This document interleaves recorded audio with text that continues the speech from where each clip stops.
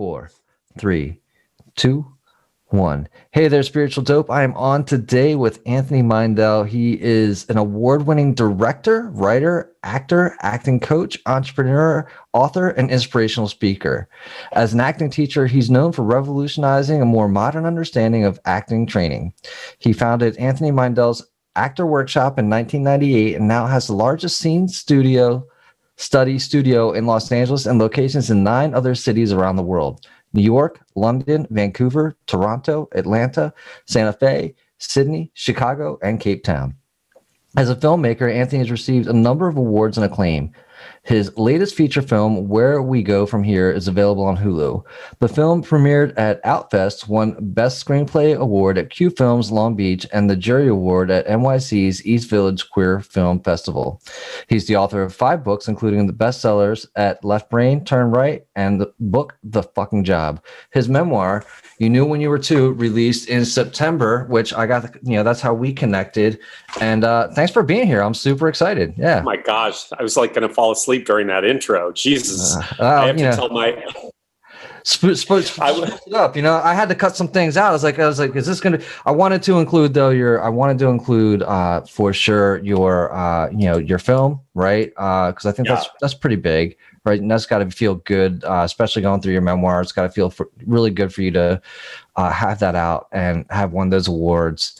So yeah, thanks for being here. Well, thanks for having me, Brendan. I don't know how spiritually dope I'm going to be today, but I will try to be my dopest. We'll find out. Yeah. It's a test.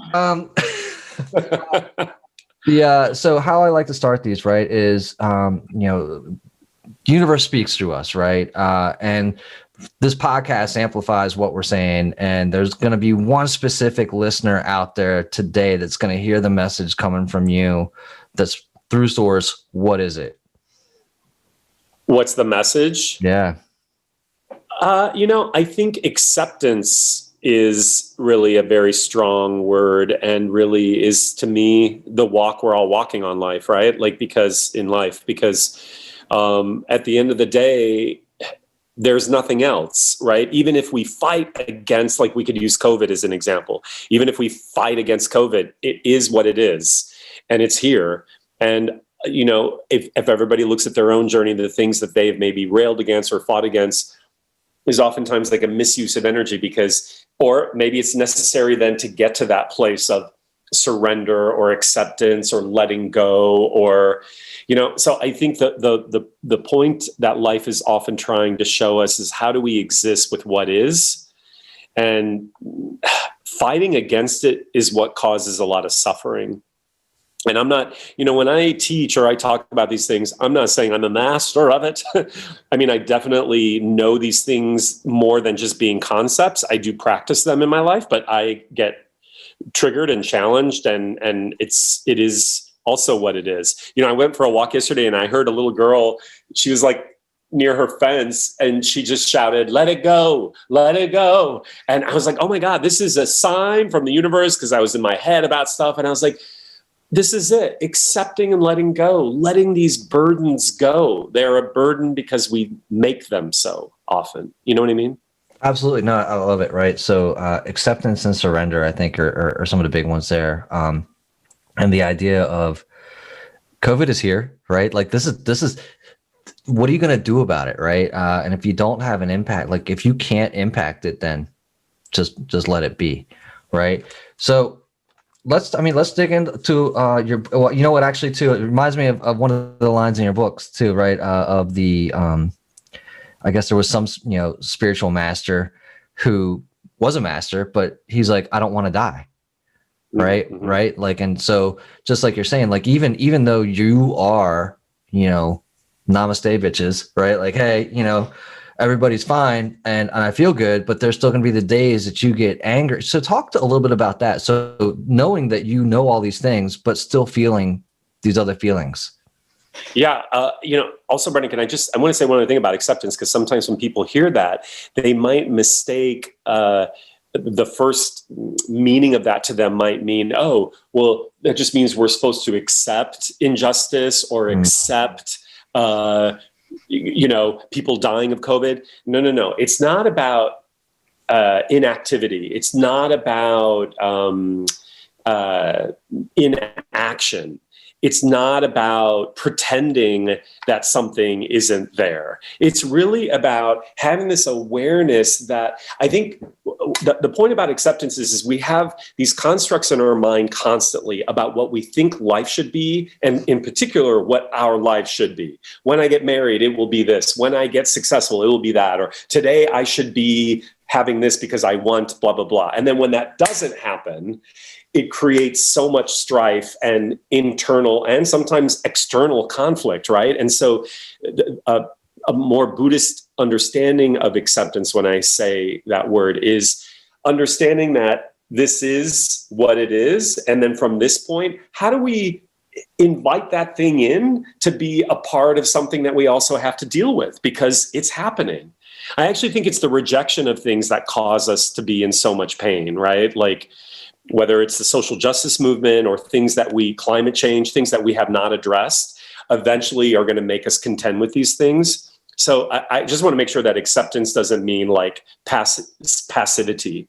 And I think that also leads to the question you just asked is like, I think we battle our ego, and I think the ego is necessary. It's part of what gives us the distinction of being in this body, but we also are something other than, I always love the iceberg analogy, right? Like 2/3 of the iceberg is under the water that we don't see, and we only see 1/3 of it. And so that's like maybe comparable to ego, right? Like we're missing the soul or the spirit that is hidden from us. And so we're operating from just what we see all the time. Well, yeah, it's funny you bring that up because that's it exactly. I think I had this conversation twice yesterday, once with my wife and another with a client. Just the whole iceberg analogy being one part, right? You don't see all the struggle that goes into what's on the exterior. Also, the reverse thing being happiness precedes happiness, right? So like what's inside here shows up outside there, right? Yeah. But from the outside, say you're looking at me and you're like, he's got all the things and he did it by those actions, but that's not really, it wasn't those actions. It was like the intention behind those actions. It was, the thoughts and the feelings, right? That kind of built up to all those. But I love the, acceptance is not passive, right? Acceptance is, like you're saying, invite it in. And I also like the idea of the things that we're pushing away are kind of taking all the energy away from us, right?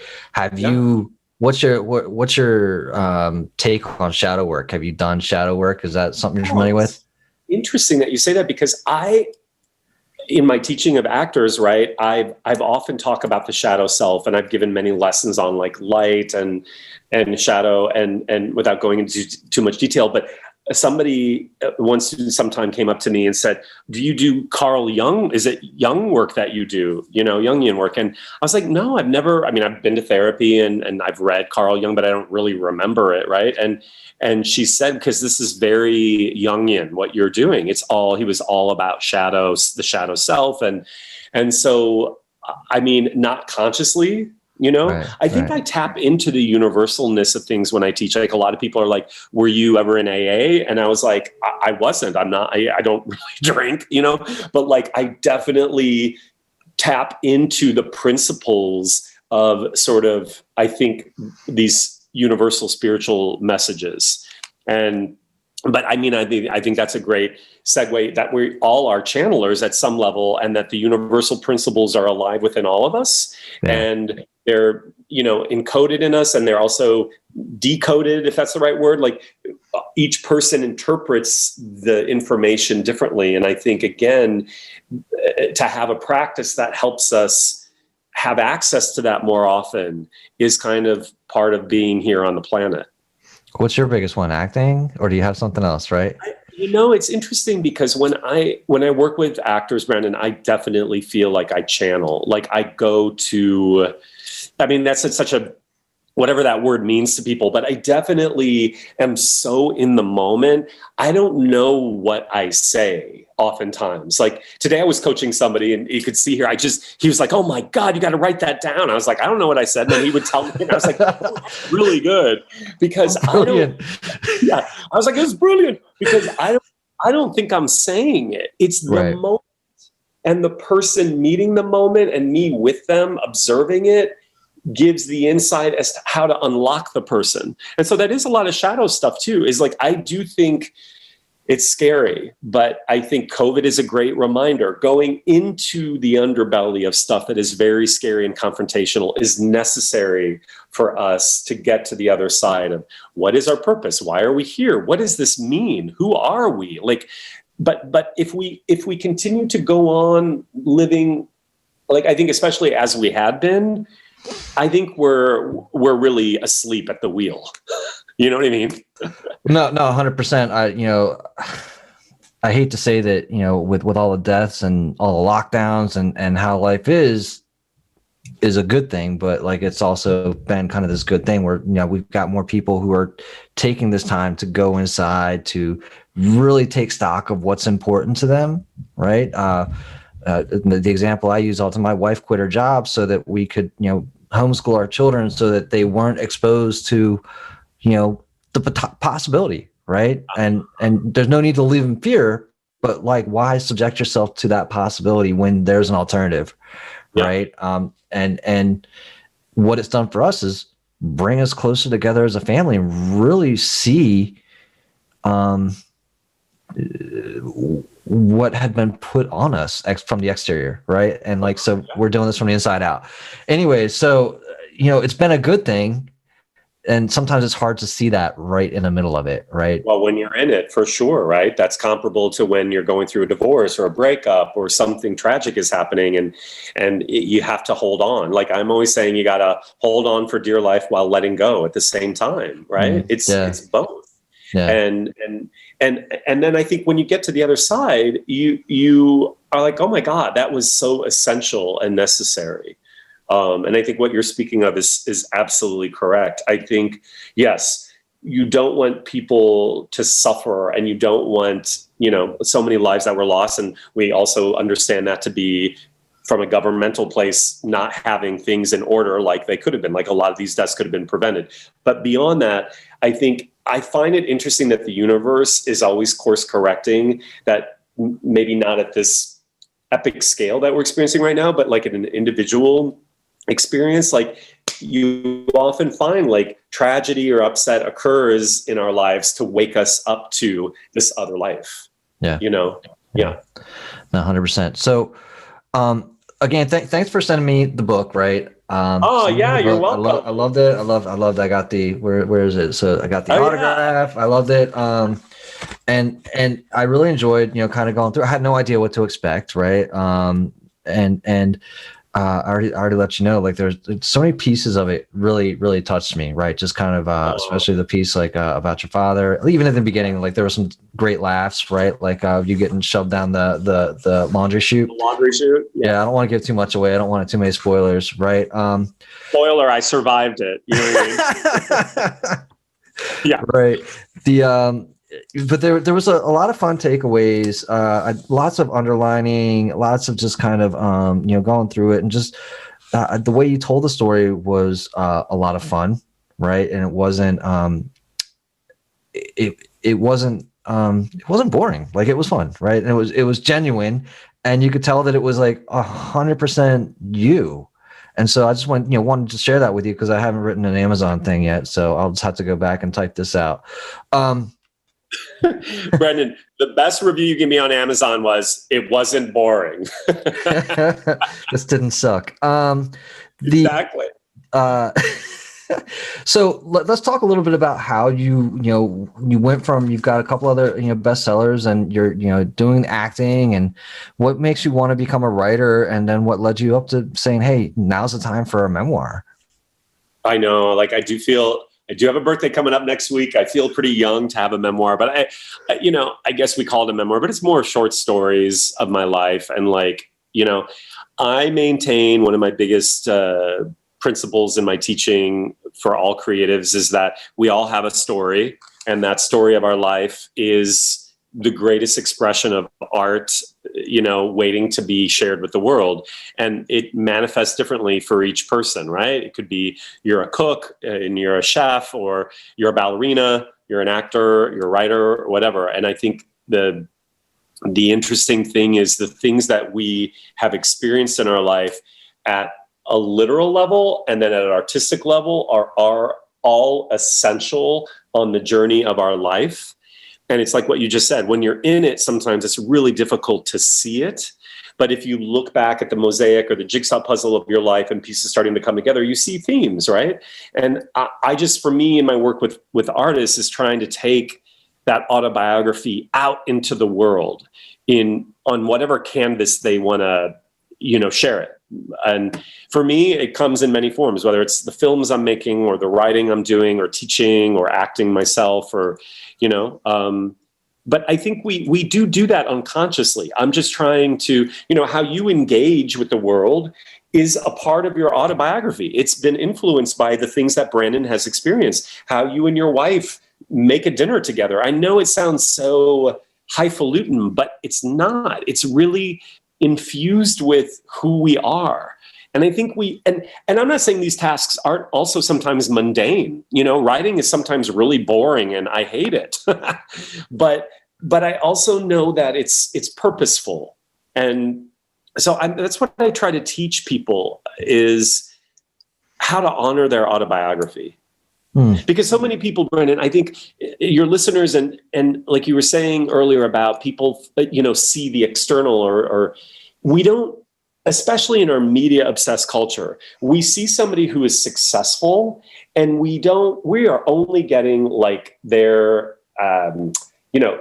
opening night. We don't see the dress rehearsal. So we're comparing our lives that we often think is like a train wreck to something that's presented to us as law.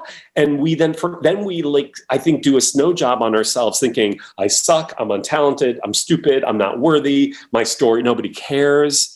And that's when I think we lose sort of the, connection to the magic of our autobiography. We cannot compare. That's just the problem. Right. Well, it's the whole idea, and it's the cliche, life is what you make it, right? Like when you're talking about, hey, when you come into the kitchen and you're cooking with somebody else, then it can be an amazing moment. You can make that a miraculous moment, or it can be drudgery, right? Or it can be like, right? Yeah. Again, so, but in the end there too, what you're talking about in my mind, right? I love to make, purposeful and living your biography, but you get to this point where you're talking about why would anybody want to read my thing? Why would anybody want to participate? You're making yourself small in that moment, right? Yeah. And that doesn't serve anybody, right? Like, where I didn't really find in your memoir, and maybe it's because I was reading too fast, but I didn't really find the space where you decided that acting was kind of like your purpose and you felt like you needed to be on the stage to share all of who you were. So where was that? I mean, in this, I'm writing other stuff, maybe I will revisit that. Like, I'm just curious. Yeah. No. It's a great question. Because I remember distinctly, going out for dinner with my parents and telling them I wanted to be an actor, and they were like, huh? But then they were like, okay. My dad again was like, if that's what you want to do, he was like, go and do it. They've always been really supportive. But I think, I guess in answer to that question, I just have always felt like not an entertainer, but like an expresser of things. Yeah. And I feel even more than being an actor, I've always been a teacher. Like if I go back and look at my own spiritual life as a child and like just the things that I was interested in, and in my role in the family, I've always been the mediator, even though I'm the youngest one.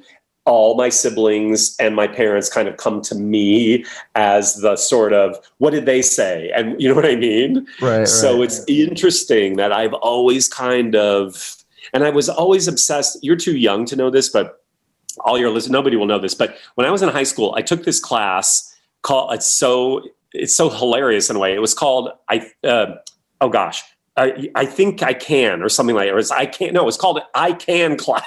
Oh wow, no, I I haven't didn't thought have about that this in class. forever. And it was written by, it was a class about having a positive mental attitude about life. Mhm. And it was the teachings of Zig Ziglar. I love Zig. You've heard of Zig, I right? love, yeah. I'm a, Entrepreneur, yeah, right? And so born to win. yes, I will never forget. I was in the 10th grade and I took the class because like it was a pass fail and it was, I could get out of math and take that class. Right. But something deeper must have made me want to take it. And since then, I've always been obsessed with the sort of, dawning consciousness of what it means to think our way into the world, not mind over matter, it's mind into matter. You know what I mean? I love that. Yeah. Yeah. I love that. The Zig is a lot of fun, right? I think that he was kind of before his time, Oh, right? yes. In this space, in this space, and he's actually, that's actually probably how we're talking today. To be quite honest with you, so it was through a book of his that I read and ended up down this path. Right? See, yeah, that's funny. It's interesting that you start to find these, connected tissues throughout our lives, right? And you're right, yeah. The whole wellness movement and meditation movement, and he was one of the original thought, forward-thinking people about, how to live our best life. It's interesting. Right. Yeah. So a lot of this podcast is based off of finding your spirituality, right? How you found your spirituality and how have you leveraged that like for your success or found a more fulfilling life because of it, right? So why don't we talk a little bit about how you became the spiritual guy? Well, I think it's a great moment, Brendan, to tell people like our spirit is innate. Like I think again with social media and like anything, sometimes when I will watch somebody talking about spirituality in a certain way that I sometimes I find it challenging because it can again create this sort of schism in ourselves, thinking we're not doing spirituality the right way, or I don't always feel love for God, or you know what I mean, or I want to just say fuck you, you know what I mean, and that's the real spirit. The real stuff is really in the grappling with it, and our culture loves to live in this sort of they call it on social media oh my gosh, something positivity, like toxic positivity. Yeah, there's that. I've got answers for that though. Okay, but so my answer for yes, there is toxic positivity. That's the like you were talking about earlier in the acceptance piece. Is just like, oh, not taking action, right? Same thing. But same thing. Positivity doesn't mean like, hey, everything's fucking great. Positively simply means we're moving forward. There is a positive space here. Was like. All this shit just went down. Guess what? We're gonna keep moving through it, right? And the thing that you're talking about here is not, in my mind too. Look, the genesis of spiritual dope is that spirituality is gritty, right? Like there is a certain element of, you are washed up, beat up, dried off, and you are coming back together, kind of, hopefully stronger than you were before or whatever. Yeah. But you get through a certain point and a degree. It doesn't have to be like that. But then here's what happens. People forgot who they were, maybe 2 months ago, right? Like you were the person 2 months ago, I don't know. What did I see? I saw somebody saying, hey, I used to, do cocaine and ecstasy and lick whatever off my wife's nipples or whatever. Now we're getting mad at each other because I lied to the dog, was a meme that I saw. So spirituality is just that though. You forget where you came from. You're like, hey, you did all those fucking things and you were a mess. Nobody's saying you're even not a mess now. Right. But you've got I love the moment. So share the moment where you truly, at least in the book, right, you connected with spirituality right before a book fell on you. Yeah, I think what we're talking about of grappling with again, the questions, why we're here, how do I make meaning of this life? And there's got to be something more, right? And I was always searching with those things. And the short story, I had an acting teacher who asked me, do I meditate after a scene one time? And I was like, no. And she's like, and I literally had like, no, I mean, I would grapple with these things, but I didn't have an outward process or practice of spirituality, right? She's like, I want you to start meditating. And I was like, how? And she's like, I don't know, take a candle, do what you ever want. So I started with, I was just like, oh, and I was like, this is so boring. And then my friend, but it's the funny thing is when, the pupil is ready, the guru appears kind of thing. Yeah. So weirdly enough, my friend, gave me a book around that time. And up until then, I knew him to be very spiritual, but he'd never really, engage with me maybe that way. So he gave me this book by Paramahansa Yogananda. And I was like, what's this? It's like 500 pages. This is way too long and boring. And I was like, okay, thank you. And I put it away. Cut to, I moved to LA and I took that book and everything I was living in New York City at the time, right? And I moved to LA and I was like in my place, my apartment at the time, like 3 or 4 months. And I literally, that book fell off the shelf. And it's weird because it was in the back of my shelf. So I don't even know how it happened because it was buried with books. Like, I'm never going to read this. Yeah, never. And I picked it up. And in that moment, I was ready to read it. And I read it and I was like, oh my God, what's happening to me? Right. And it was just an awakening, an opening, an aha. Like my heart was very full. And I talk about it in the book. Like I felt a tremendous amount of love that it was like a real thing. And then it disappeared. Yeah. I was like, oh my gosh, how do you get that again? Right. And so 100%, I identified with that so hard because, I went through a similar experience. Right. And so it was great. It's always great when you're like, hey, I'm not the only one. Right. That's right. And then the other thing that I found very interesting was, I haven't read that book yet, but I just watched a documentary on him and that book. The Netflix documentary, yeah. I don't know. Yeah. It was one of them, right? Like Netflix or Gaia or whatever, It's called, do you remember the name of it? Not Into the Light. I don't remember the name of it. Okay. But it's worth watching. It's a beautiful documentary. It was really, so it was really well done. But, so my biggest takeaway though was, wasn't just about him and it was so awesome, right? It was super cool. Was that Steve Jobs left that book behind at his funeral. That's right. So, and the other, and like, since we're in this synchronistic kind of space, right? I wrote an article on just that, this past week. And it was like the day before I read that chapter. I was like, shut up. Whoa. So, so did you move out there then? And have you been to the, Yogananda, his house? Yep. So I went to, I've done everything. I mean, I went to India and I spent time in one of his ashrams there. And like, I didn't convert to like guruism. I've been very cautious about, because you read or you watch documentaries about major cults and you're like, oh my God, that could have been me. You know what I mean? Sure. It's like, I'm always like, oh my God, by grace. And I'm not judging these people because they come to that aspect with such an open heart and these things that we're talking about, seeking and wanting to know more. And, but with Yogananda, it was very practical. It was like, there's a way out of this suffering. Just do your practice, get over it. Like it's really, you meditate, you get your butt in the chair and you do it. And I'll say too, the great thing about when people come to me and ask about Yogananda or about any kind of meditation, what I always advocate, because he says this, and I found it to be true for myself. After I read that book, I didn't just sort of go to him only. It opened me to, I did a Vipassana retreat. I did everything. I did ayahuasca. I went on the journey of finding what felt right for me. I went to India a couple times.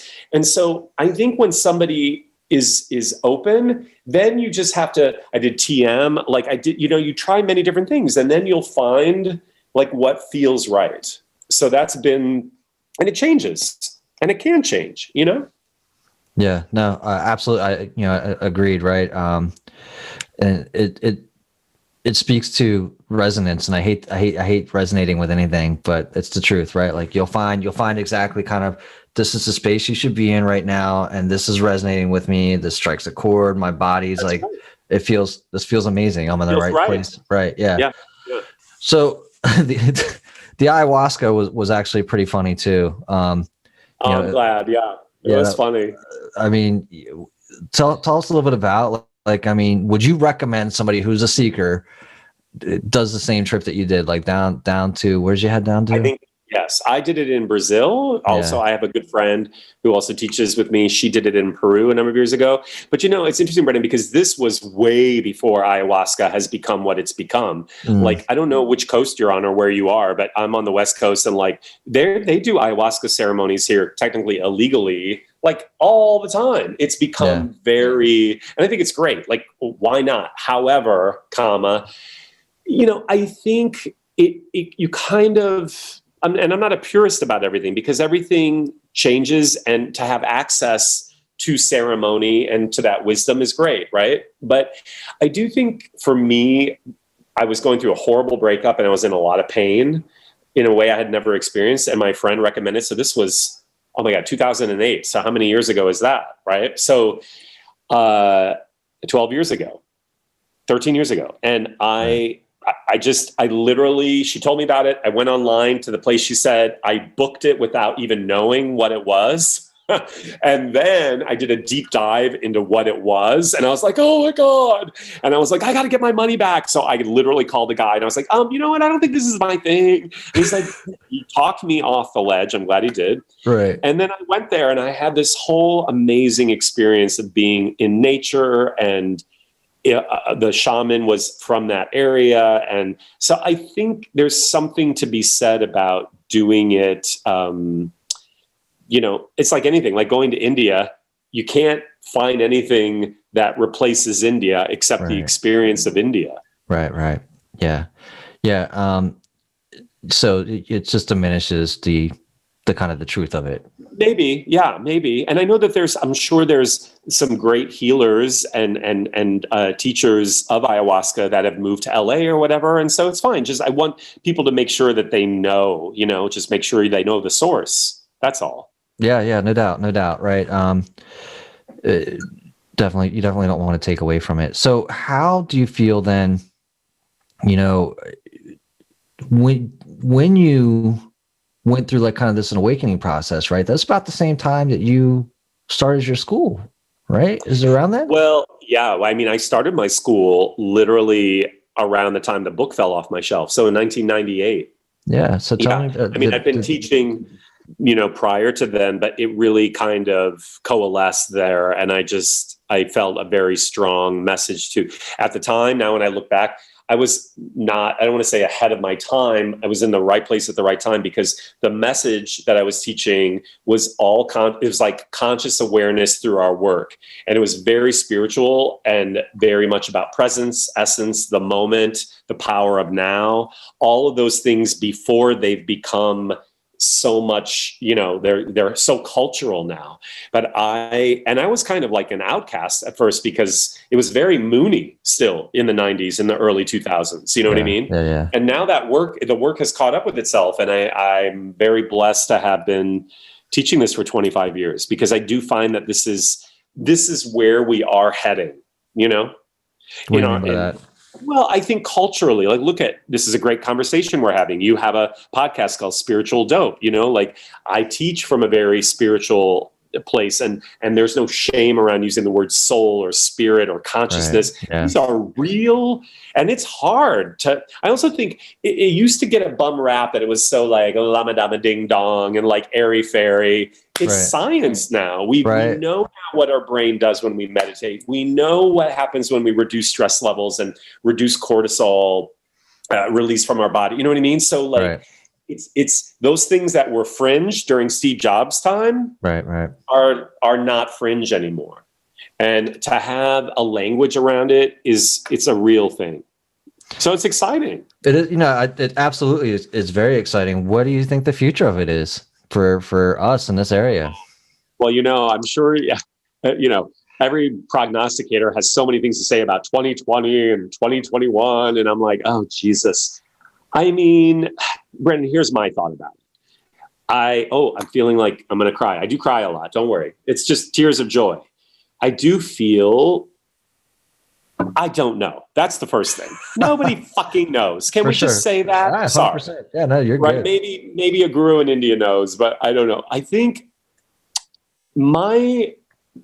where I take some sort of have peace. I read this book during COVID or a couple months back called oh my God, it's called Kindred. Mm-hmm. And it's about our Neanderthal cousins, right? Right. And just what the planet was like during their time and how they were not these brutish, brutes, unsophisticated and uncultured. And they were actually, I don't know, quite advanced, really. You know what I mean? Right.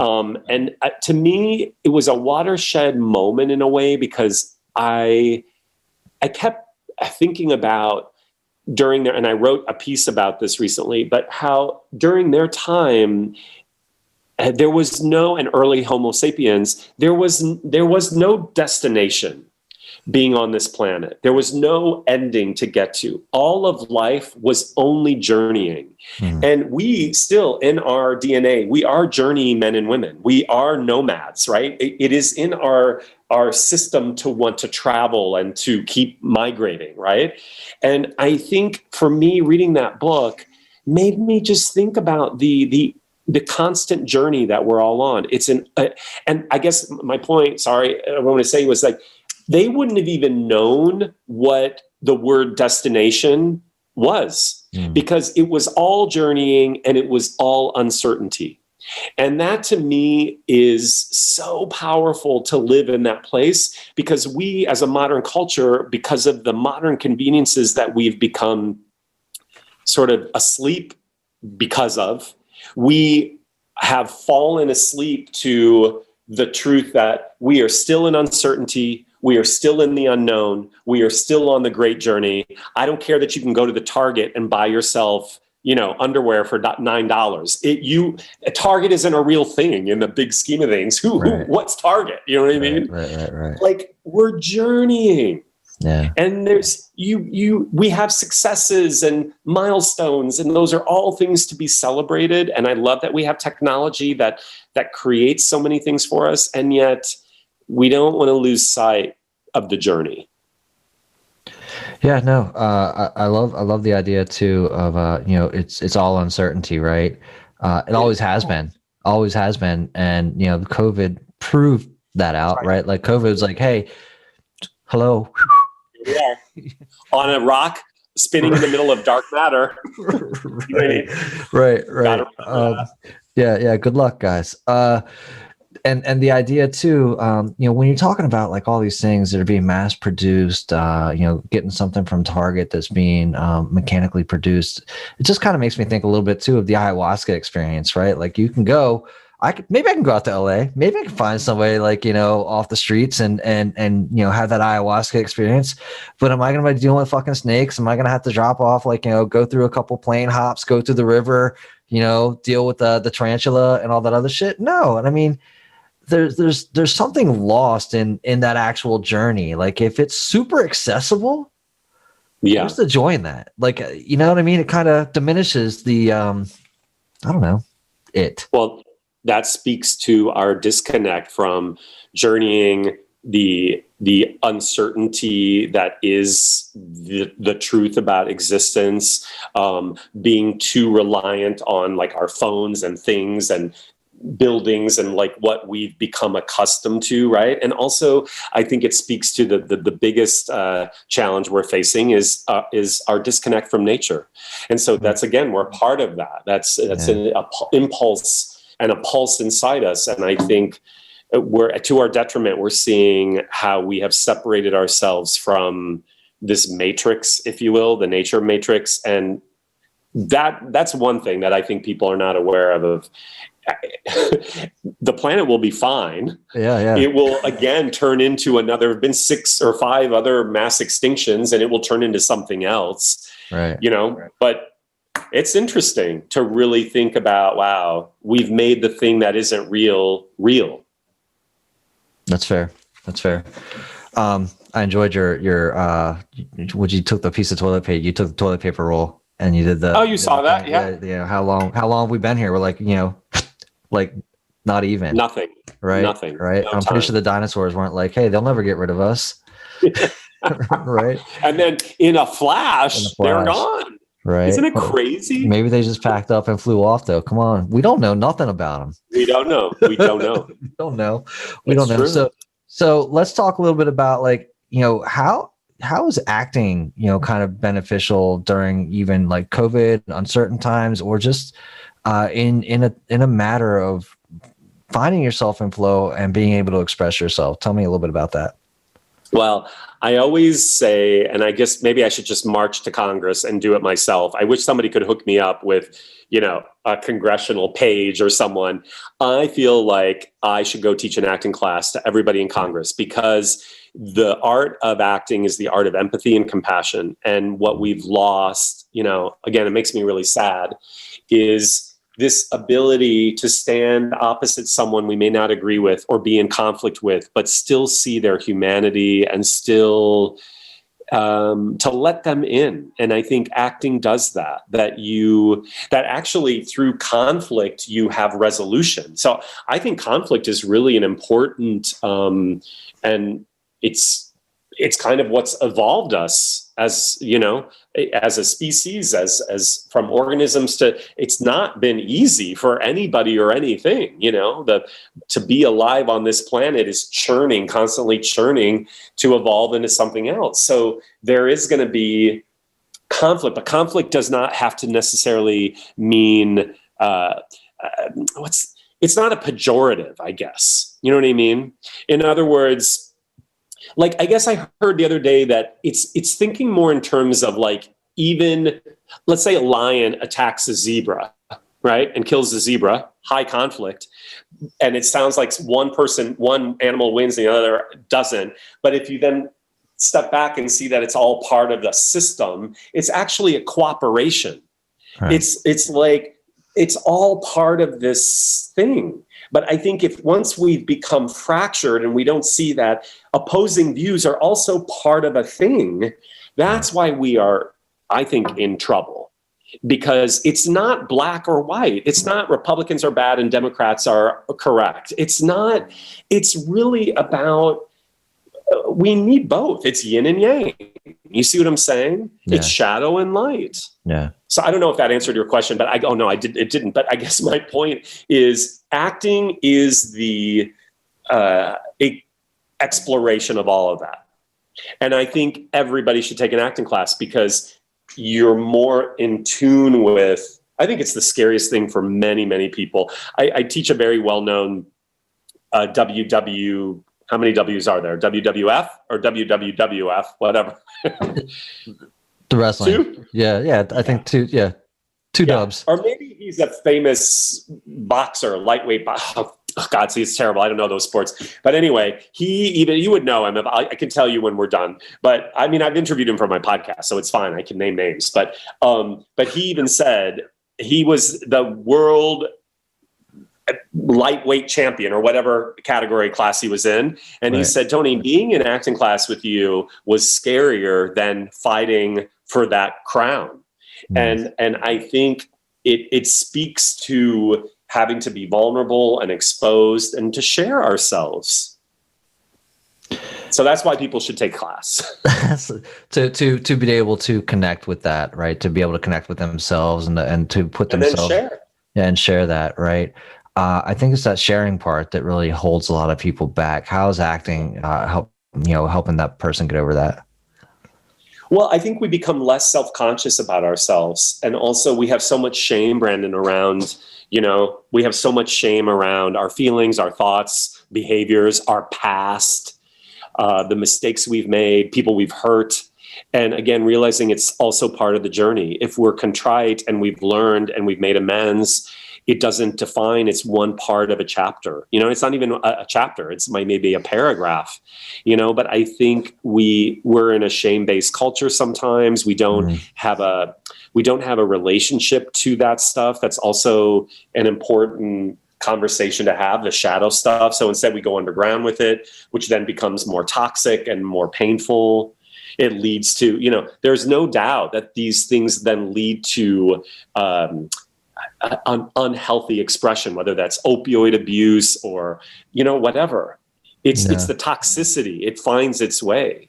Yeah. Look, I mean, it's going to make its way out. Each thought is a seed, right? And if you look at, you live in LA, right? You walk down the street, cement is broken by grass seeds, right? That type of thing. So, I mean, a seed is a seed. It's going to find its own way to express itself, right? And, we're humans. That's what we do. We express. We show up to express. And it's really interesting how that shows up. So did you find anything writing this book about yourself that you had forgotten about, you weren't aware of? Were you able to share something through this book that was like a major release for you? Just curiosity. Yeah. Yeah. I mean, I think I've always been on this journey of, like, for me, I was bullied a lot. And so I think that everybody has suffered from bullying in one form or the other. Even the bullies that perpetrate the bullying are really probably victims of either their own self-bullying or are scared of or threatened by the people that they bully. You know what I mean? Right. And so nobody escapes it. And yet, so it's caused a lot of damage, but it's also put me on this path of healing and of teaching and also seeing that it's created my art. It's really helped me have a voice and hopefully help inspire people in finding their voice through their pain and their struggles. And so I think for me, it's been all these things help heal. And yeah, I had a lot of epiphanies. When my editor told me, she's like, I told her what I was in therapy, because at one time I complained to my therapist. I was like, "Is everything have to do with our childhood?" Oh my God! And I had great parents, as you can probably guess by reading the book. Like, your mom seems. I want to know more about your mom though too. Like, she just seemed like the badass, right? Like, she's a badass. Yeah, she's very private. Like, but even having great parents, like, it's funny because they say, having read the book, they weren't too happy at first because they thought it depicted them as terrible parents. Wow. I was like, oh my God, you guys, it's a love letter to you. It just goes to show you our stuff doesn't help us see things clearly. Right. But so my editor said, I want you to, whatever you're talking about in therapy, when you have an image of a story that comes to you, I want you to start writing it down. I was like, do I have to? She's like, yeah. So that's how the genesis of the book occurred. So we all have stories, Brandon. That's my point. No, I loved it. I was just curious if there was like anything that really just, jumped out at you that, you hadn't thought about for years, or again, you were able to just really release something.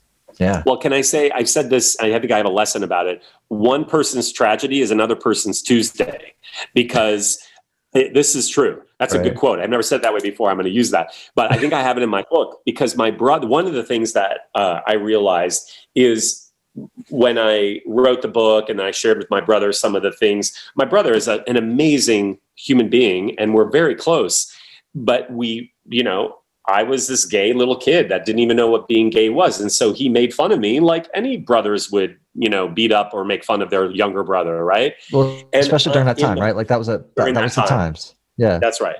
And so in the book, I have a really, I think, haunting story about an event that occurred with my brother, making fun of me or bullying me in a way about being gay. And it affected me so much. And yet when I shared with him about it, he's like, oh God, Tony, I don't even remember that. Yeah. Right. And he was so apologetic. So it just made me realize, like, oh gosh, for me carrying that around, that was like a really intense moment. And for him, it was just a Tuesday. Yeah. Yeah, but and so it sounds like you had an opportunity to kind of release that, right? God, for sure. And that must, it's amazing when you get to release something like that, just how much lighter you feel. Yes, absolutely. Right? And forgiveness and all kinds of things. So I'm gonna loop it back into spirituality just for a second. Yeah. You use that for, that's basically your coaching, right? Like your coaching is your spiritual practice. You've gone to India, you've chased you've done the soul searching, you've been the seeker, but without spirituality, without kind of developing and honing your practice, you wouldn't be as fulfilled as you are now. Is that safe to say? I mean, it's impossible to answer, Brandon, because there's only been this unfolding. There is. You can't put the cat back in the bag. I've got a friend of mine. Good luck. I've got a friend of mine. He goes. He used the acronym TINA. There is no alternative. That's right. But if you look at I guess the kind of the pre awakening or pre spiritual Tony versus Namaste Tony. I mean, I think that they still are so interconnected, and I think, again, I think the thing for your listeners is to remember that spirit abides within us, whether we have a conscious relationship or dialogue with it, it's there. And it's there to be awakened whenever you're meant for it to be awakened. And so for me, it was always something that was a part of my experience, even if I didn't know how to label it. You know what I mean? Yeah. No, I agree with that. Right. It isn't, you said it a couple of times. It's innate, right? It's everybody. It's in everybody. Right. And what I like though, what you just said there was like addressing it consciously. For me, I didn't, right. For 40 years, I was like, I got all this other shit to do.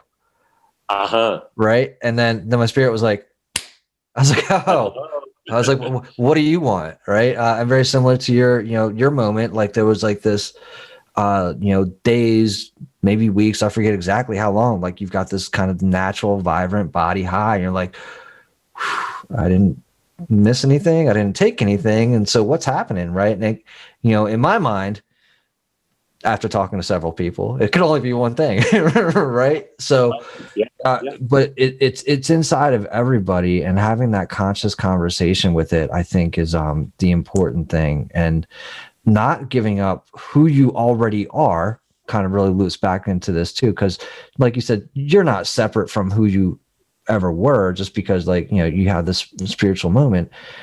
It's not changing yourself either. Right. And we talked about it, like the grittiness, allowing it to still be gritty. Like, I mean, it's okay. It is. It's work, right? I mean, it is work. It's a relationship like any other.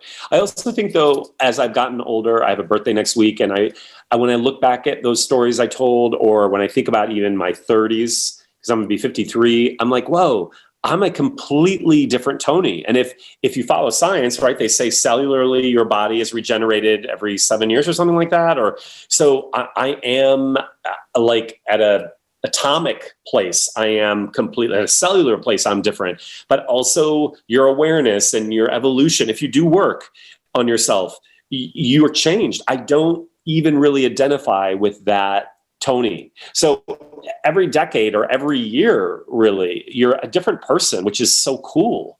That also speaks to how people can change, even though I know there's the saying that you can't change someone, but we do change.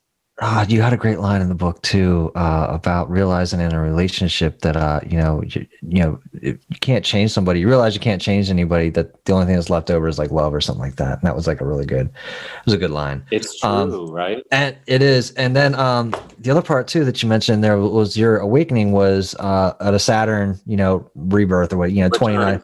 So I'm in one of those this year, I think. Oh. So, which is also just more entertainment value for me as I'm reading the book. Anyways, listen, I identified with it. It must have been a challenge. It sounds like it was a challenge, especially growing up, gay in the Midwest, right? I'm actually from San Francisco, born in San Francisco in the 70s. I was back out there in the 80s, and I embraced gay, growing up, right? Like I wasn't gay, but I was like, it was there. So it was just like, hey, that's just part of life, right? So, but then to kind of be able to express that, run your business, and fully express yourself. I think that's super awesome to be able to see who you've evolved into. Yeah. Well, thank you, Brandon. I feel like I've known you, and it's so great to have this talk about. I'm so inspired. Like, I feel like I have to go teach it a little bit, but I feel like, oh my God, the class tonight's going to get an extra dose of spiritual dopism now. That's right. That's right. Get your hit, right? So get your hit of Yeah. spiritual dope. Tony, thanks again for being on. Where should I go and send? Is there anything else that you wanna cover? Anything else you want to share No, I with think the you group? covered it all. Awesome. Where should we send people to go hang out and find you? Yeah, I mean, I guess if they're interested in my work, I guess acting related or otherwise, you can go to our website, www.anthonymeindl.com. And then you can always find me on Instagram. It's just Anthony Meindl.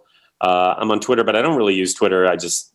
It's too much. But I am on Instagram because I like photos. So, you can always hit me up there, and I really do try to answer people's questions if they DM me, and I try to be in service as best I can. So, yeah. Awesome. Thanks again. Thanks, man.